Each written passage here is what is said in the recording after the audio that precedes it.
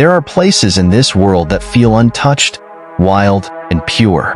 Places where the air is crisp, where the scent of pine lingers, where sunlight filters through the canopy in golden beams. Hiking trails offer solitude, a retreat from the noise of the modern world. But nature, for all its beauty, holds secrets, and some trails are best left alone. The stories you are about to hear are real. They are the first-hand accounts of those who went deep into the wilderness and came back with something they can never explain. Some were found, others never were, and a few wish they had never returned at all. If you've ever stepped into the woods and felt watched, you're not alone. If you've ever heard something that wasn't there, or sensed something just beyond the trees, you might understand what these people went through. And if you've ever experienced something truly unexplainable in the wilderness, share it in the comments. Your story might just be the next one we tell. I had been hiking alone for years. It was my escape from the world.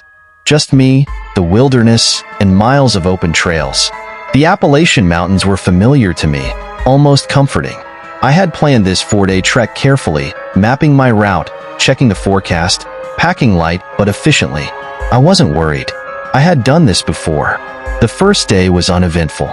The weather was perfect, cool, crisp October air, golden leaves blanketing the forest floor. I made good time, covering over 15 miles before setting up camp near a small creek. After boiling water for my freeze-dried meal, I sat back against a tree, watching the last light fade behind the mountains. That night, I woke up for no reason. The kind of wake up where you don't know why you're suddenly alert, but you are. It was silent. Too silent. No crickets. No wind. Just stillness. My fire, which should have still been smoldering, was out. Completely cold. I brushed it off, convincing myself it had just gone out faster than expected. But something about it gnawed at me. The second day was the same. Hiking through empty trails, taking in the solitude. The quiet was strange, though. Usually, I'd hear distant birds, rustling branches, the normal sounds of the forest. But there was nothing, just my own footsteps. I told myself I was imagining it. That night, as I lay in my tent, I heard it, a faint rustling outside. Slow, careful. It circled the tent, stopping, starting again. My body tensed. I reached for my flashlight, holding my breath. I knew what animals sounded like. This wasn't an animal. It was deliberate. I unzipped my tent just enough to shine the light outside. Nothing. No movement. No sounds. Just the darkness pressing in. Then, the humming started. At first, I thought it was the wind. But as I listened, I realized it wasn't. It was low, rhythmic. A tune, almost human but off. Like someone humming a song they had long forgotten. It sent a wave of cold fear through me.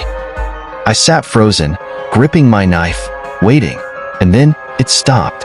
Just like that. No footsteps. No fading into the distance. Just gone. I barely slept. When morning came, I stepped out of my tent and felt my stomach drop. Footprints. Barefoot. All around my tent. I packed up and started hiking faster than I had planned. My goal was to cut the trip short, get back to the main trail before nightfall. But something was wrong. The trail didn't look the same.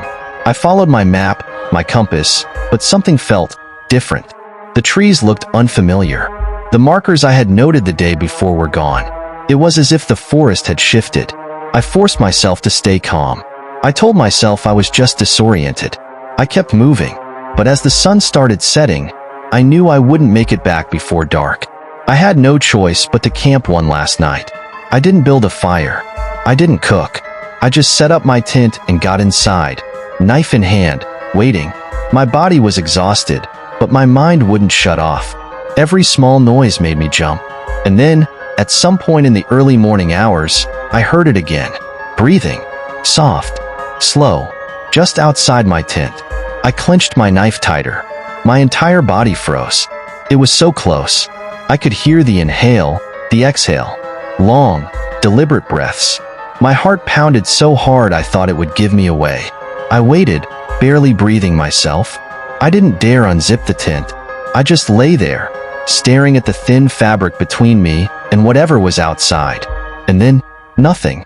I don't know how long I waited before I finally worked up the courage to check. But when I did, when I unzipped my tent, I felt my stomach twist into knots. My campsite was gone. Everything. My backpack, my food, my gear, my fire pit. The spot where I had set up was empty. The ground was undisturbed, like I had never been there. I stood there, frozen. My mind couldn't process what I was seeing. I spun around, trying to find any sign that I had been there, anything to prove I wasn't losing my mind. And then, I saw it, deep in the woods, just beyond the trees. A figure, standing perfectly still, watching me.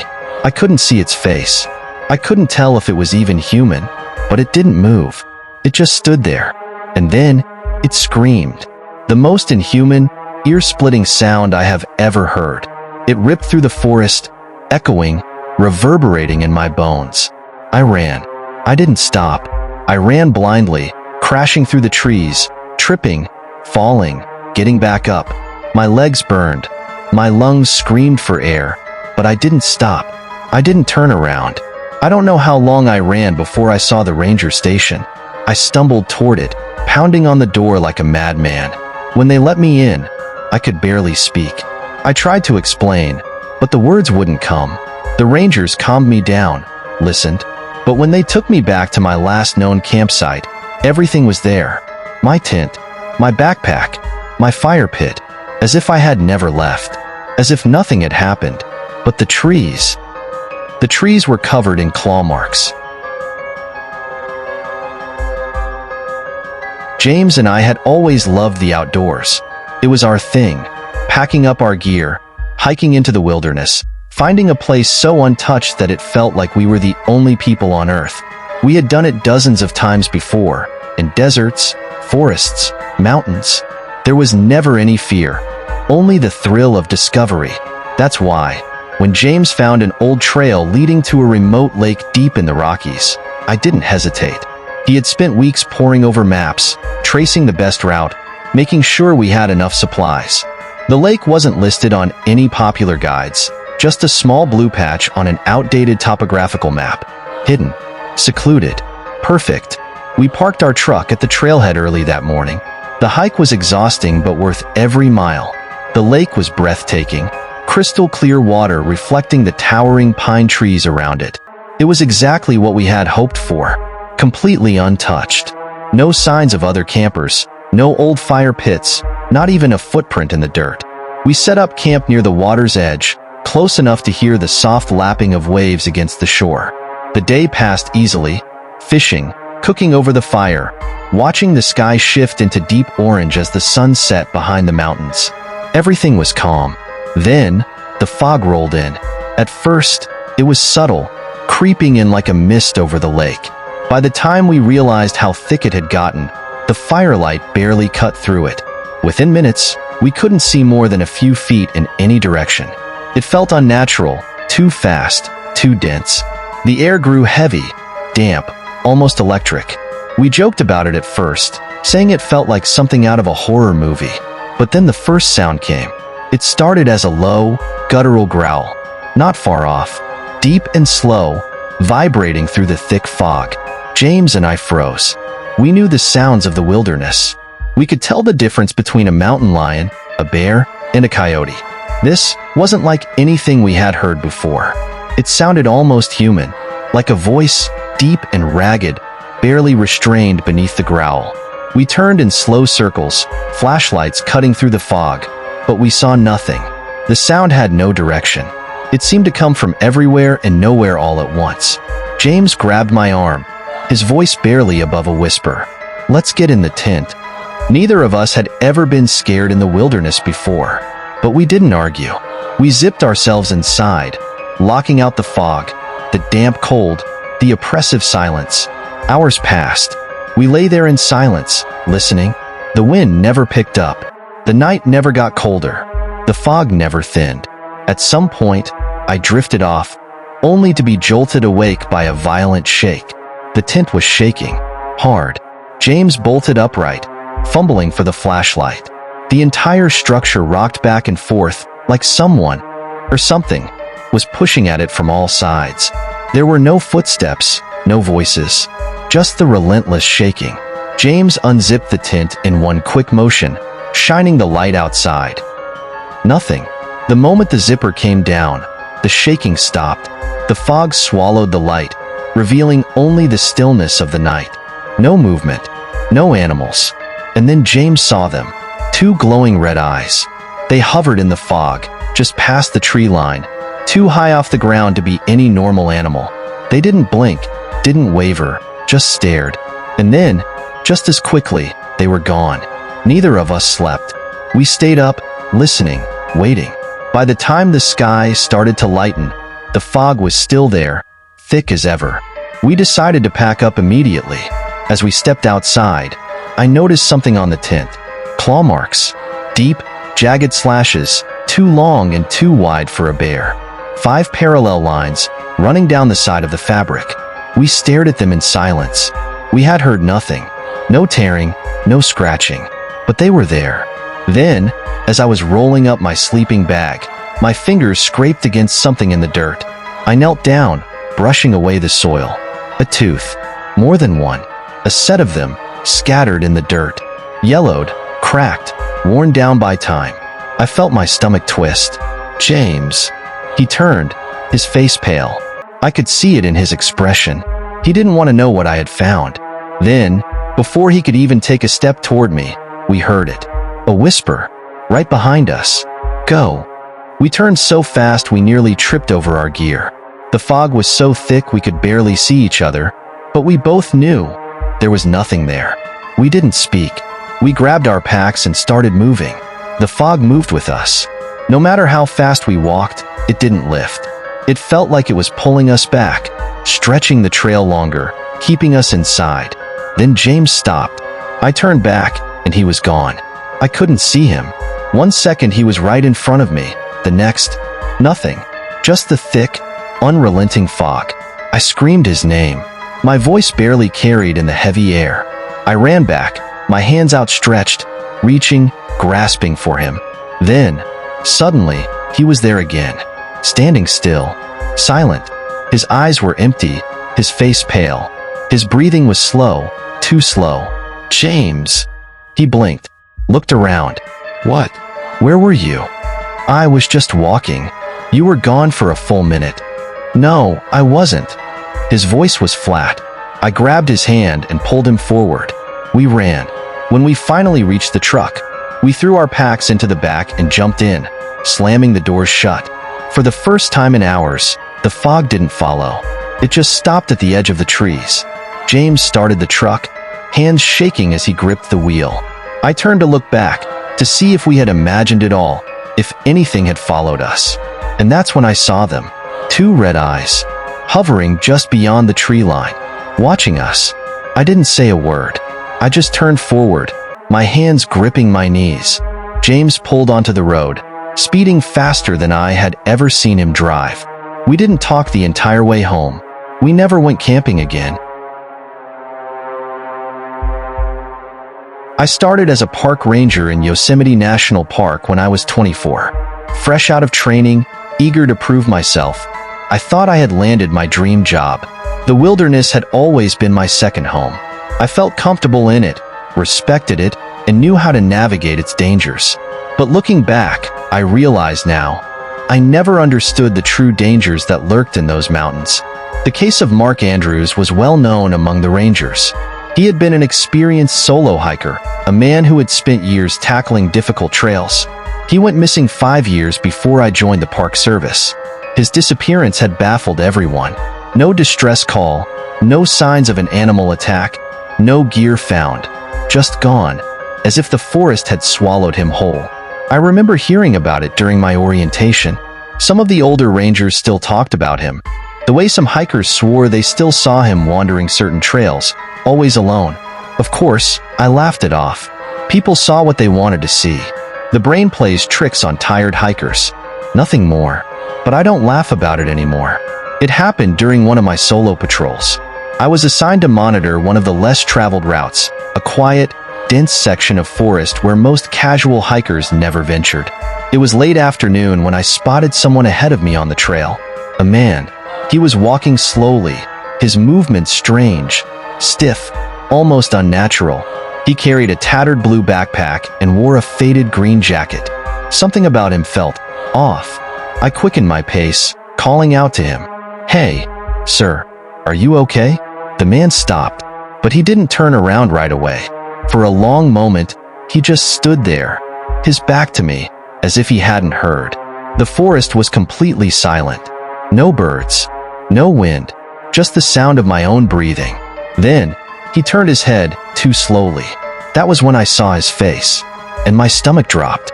It was Mark Andrews, or at least, it looked like him. The exact same face from the missing person posters. The same beard, the same deep-set eyes. But something was wrong. His eyes didn't blink. His lips curled into a wide, unnatural smile, one that stretched too far, like he was forcing his face into an expression that didn't belong. I took a step back. My hand instinctively moved to my radio. "Sir?" He just stood there, staring. And then, without making a sound, he turned and walked into the fog. I hesitated for only a second before following. My gut screamed at me not to, but I had to. If it really was Mark, if I had just found a man missing for 5 years, I had to get him help. But as I moved forward, something terrified me even more. The fog was already thinning. I should have still seen him ahead, but he was gone. Only one thing remained: footprints, leading into the trees. And then they just stopped, like he had vanished into thin air. I didn't sleep that night. Back at my station, I kept replaying it over and over. I tried convincing myself I had seen someone who just looked like Mark, that my mind had filled in the blanks. But something inside me knew the truth. The next morning, I decided to search the area. I followed the trail where the footprints had vanished, carefully scanning the ground. I didn't expect to find anything, but then, I saw it. A backpack, half buried in the dirt. I dug it out, my hands shaking. It was covered in dust, untouched for years. The name stitched inside made my stomach turn. Property of Mark Andrews. His ID was still inside. His compass, even a half-eaten protein bar, completely preserved, as if it had been left there yesterday. I stumbled backward, my heart pounding, and then, my radio crackled. A burst of static, followed by a voice. "Help me. I'm still here." I froze. The signal had been clear. No interference. It had come through as if someone was speaking directly into my ear. "Help me." I spun around, scanning the trees. Nothing. I grabbed my radio and responded, my voice barely steady. "Mark? Is that you?" Silence. Then, after what felt like forever, another whisper. "You're not supposed to be here." The radio went dead. I bolted. I ran back to my truck, my lungs burning, my hands shaking as I fumbled with my keys. I didn't stop until I was miles away. That night, I asked around. I had to know. The older rangers exchanged glances. Then, one of them sighed. "You saw him, didn't you?" I nodded. They didn't look surprised. Other hikers see him too, but he never talks to them. I gripped my radio tighter. I heard him. Their expressions changed. "Then you need to quit." I quit. A few weeks later. I couldn't do it anymore. But Mark never left that forest. Hikers still report seeing him, always on the same trails.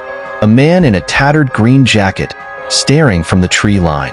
He never moves, never blinks. Some say they hear footsteps behind them, but when they turn, no one is there. Others claim their radios pick up static at night. A faint, desperate voice whispering, "Help me, I'm still here." But the worst ones? The hikers who try to follow him? They always get lost, and some of them never come back. I try not to think about it. I tell myself I got out in time, that it was just a strange encounter. But sometimes, when I close my eyes at night, I see that unnatural smile. And when I turn on my radio, sometimes, I still hear him. "Help me. I'm still here." These stories remind us that nature holds secrets we may never understand. The wilderness is vast, ancient, and untamed. And sometimes, it doesn't just take. Sometimes, it keeps. Have you ever encountered something terrifying in the wilderness? A presence you couldn't explain? A sound that didn't belong? A figure standing just beyond the trees? Let us know in the comments below. Your story might just be the next one we tell. If you made it this far, you're braver than most. But will you dare watch our next horror story? Be careful. Some things are better left unknown. Subscribe now, because the next story might be about you.